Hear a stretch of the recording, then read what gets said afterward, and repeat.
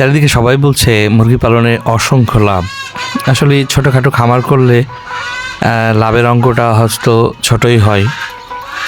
এই ভাবনাতে অনেকেই কিন্তু মুরগির খামার করতেছে, আবার অনেকেই লসের কারণে মুরগির খামার উঠেও ফেলছে।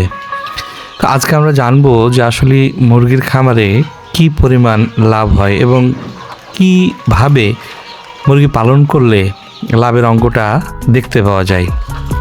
আমরা অনেকেই কিন্তু দুই প্রসেসে মুরগি পালন করে থাকি। প্রথম প্রসেস হচ্ছে যে আমরা ডিমের জন্য মুরগি পালন করে থাকি। তো ডিমের জন্য মুরগি পালনের জন্য আমাদেরকে ন্যূনতম 5 মাস অপেক্ষা করতে হয়, তারপরে কিন্তু তার কাছ থেকে ডিমের দেখা পাওয়া যায়।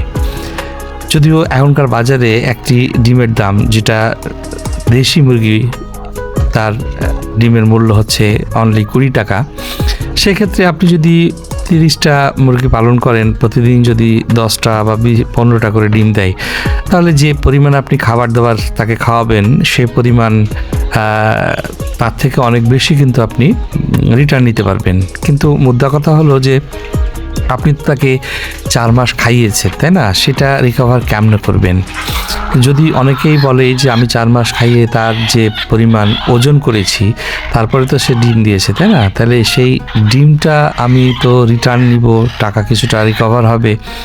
যখন সে ডিম পাড়া বন্ধ করবে 4 মাস বা 6 মাস পর, সেই মুরগিটার যখন অবস্থা সেই ডিম পাড়ার পর্যায়ে থাকবে না, তখন সেই মুরগিটাকে বিক্রি করলে আমার কাছে কিন্তু সেই 4 মাসের যে খাওয়া দাওয়ার খরচ সেটা কিন্তু মুরগি বিক্রি করে চলে আসছে। হ্যাঁ, কথা তো ঠিকই, কিন্তু এখানে অনেক বিষয় রয়েছে। আপনি তাকে ভালো মানের ওষুধপত্র খাওয়াবেন। কোনো মুরগি ভ্যাকসিনেশন না করলে সেই মুরগি মারা যাওয়ার সম্ভাবনা থাকবে। আবার কিছু মুরগি হঠাৎ করে মারা যায়, সেটা মুরগা মারা যায়। সেটা কেন মারা যায় অনেকেই কিন্তু অজানা। তো মারা যাওয়ার পিছনে কারণ হচ্ছে যে যদি আপনি একটা জায়গাতে 20 থেকে 25টা মানে মুরগি রাখেন, সেখানে যদি মোরগ 4টা রাখেন, তাহলে কিন্তু সম্ভাবনা রয়েছে কোনো একটা মোরগ হঠাৎ করে মারা যাওয়ার, কারণ তারা হিট স্ট্রোকে মারা যায়। তাকে তো কাভার করতে হবে, তাই না? সেই কাভারের বিষয়টাই সে কিন্তু হিট স্ট্রোকে মারা যায়। তো এটা হলো বিষয়। এক্ষেত্রে আপনাকে আরও বেশি মোরগ রাখার পরামর্শ আমার ক্ষেত্রে, আমি মোটামুটিভাবে কিছুদিনে এটা উপলব্ধি করে ফেলেছি। তো আবার অনেকেই আছে যারা মাংসের জন্য মানে মোরগ বা মুরগি পালন করেন। মাংসের জন্য আপনি যদি একটা আপনি কোন জাতের মুরগি পালন করবেন, এটা আবার একটা গুরুত্বপূর্ণ বিষয়। আপনি যদি সোনালী জাতের মুরগি পালন করেন তো সেটা সুপার হাইব্রিড হতে হবে। তা না হলে আপনি 40 থেকে 45 দিনের মধ্যে আপনি কিন্তু ওই মুরগিটা বিক্রি করতে পারবেন না। মুরগির ওজন 800 থেকে 1200 গ্রামের মধ্যে হলে তো আপনি বিক্রি করতে পারবেন, আর আপনার কিছু রিটার্ন আসবে।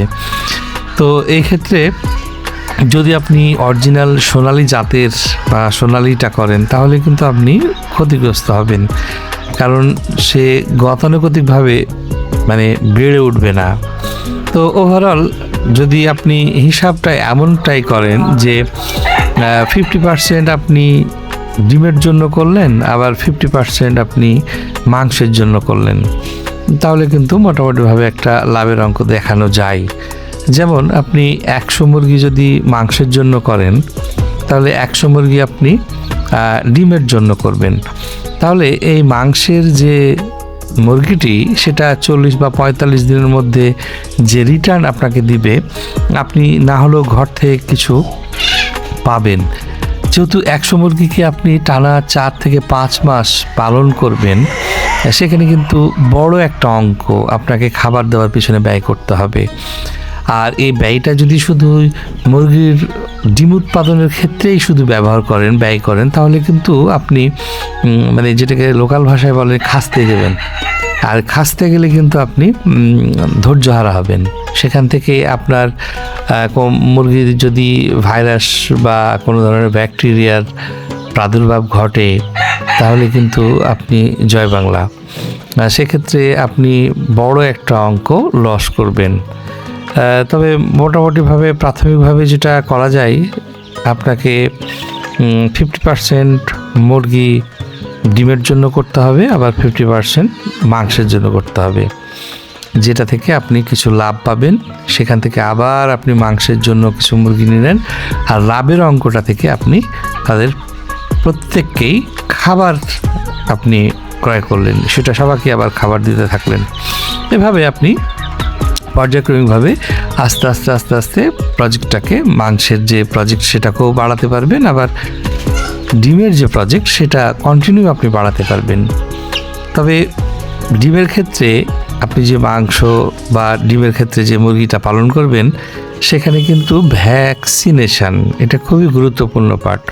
আপনি যদি সঠিকভাবে ভ্যাকসিন না প্রোভাইড করেন, তাহলে কিন্তু আপনার বাচ্চাগুলো রানীক্ষেত বা গাম্বুরাতে আক্রান্ত হয়ে মারা যাওয়ার সম্ভাবনা আছে। আমার যদিও কিছু কিছু মারা যাচ্ছে, যেটা বুঝতে পারছি যে এটা সম্ভাবনা খুবই খারাপ। সেটাকে হয়তো আপনি জবাই করে খেয়ে নিলেন, সেটা আপনার বাড়ির মাংসের চাহিদা, আমিষের চাহিদা পূর্ণ হলো, কিন্তু সেটা কতদিন, সেটা যদি করেন তাহলে তো সমস্যা, তাই না? এই জন্য মুরগি পালন করার ক্ষেত্রে আপনাকে প্রপার ভালোভাবে জ্ঞান অর্জন করে কিন্তু মুরগি পালন করতে হবে, নতুবা আপনি লস করবেন। আর জ্ঞানের জন্য আপনি বইপত্র কিংবা ইউটিউব বা আদার্স কিছু দেখে টেখে আপনি মুরগি পালনে উৎসাহিত হয়ে গেলেন, আপনি মুরগি পালন শুরু করলেন, এতে করে কিন্তু আসলে ভালো কিছু মানে লাভ বয়ে আনবে না।